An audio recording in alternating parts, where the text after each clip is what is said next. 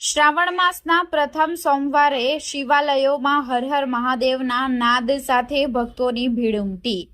શ્રાવણ માસ એટલે શિવ ભક્તિનો પવિત્ર અવસર। અત્યારે શિવાલયોમાં હર હર મહાદેવનો નાદ ગુંજી રહ્યો છે। આજે આપણે વાત કરીશું ગુજરાતના એક એવા અનોખા શિવાલયની જ્યાં મહાદેવને ગમે છે તડકો। જી હા, વલસાડના અબ્રામા ખાતે આવેલા સુપ્રસિદ્ધ તડકેશ્વર મહાદેવ મંદિર આ એક એવું મંદિર છે જેની ઉપર કોઈ છત જ નથી। કહેવાય છે કે સૂર્યનારાયણ ખુદ પોતાના કિરણોથી મહાદેવનો અભિષેક કરે છે।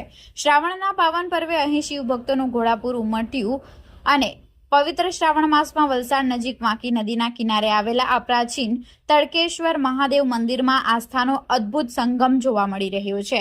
વહેલી સવારથી શિવ ભક્તો બેલીપત્ર, દૂધ અને જળ લઈને ભોળાનાથને રીઝવવા પહોંચી જાય છે। આખો વિસ્તાર ઓમ નમઃ શિવાયના મંત્રોચ્ચારથી ગુંજી ઉઠ્યો છે। તડકેશ્વર મહાદેવનો ઇતિહાસ આશરે 800 વર્ષ જૂનો છે। આખા દેશમાં આ એકમાત્ર એવું અનોખું શિવાલય છે જ્યાં 6 થી 8 ફૂટ લાંબુ શિવલિંગ સૂતેલી કે આડી અવસ્થામાં બિરાજમાન છે। આ મંદિરની સૌથી મોટી વિશેષતા એ છે કે ગર્ભગૃહની ઉપર કોઈ છત કે ઘુમ્મટ બનાવવામાં આવ્યો નથી।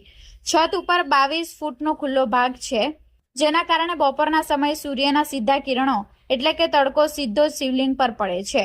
સૂર્યના કિરણો આ સીધા સ્પર્શના કારણે જ મહાદેવ તડકેશ્વરના નામે પૂંજાય છે। દંતકથાઓ મુજબ ભૂતકાળમાં 2 વાર આ મંદિરની છત બનાવવાનો પ્રયાસ થયો હતો, પરંતુ પહેલી વાર આગ લાગવાથી અને બીજી વાર ભયંકર વાવાઝોડાના કારણે છત તૂટી ગઈ।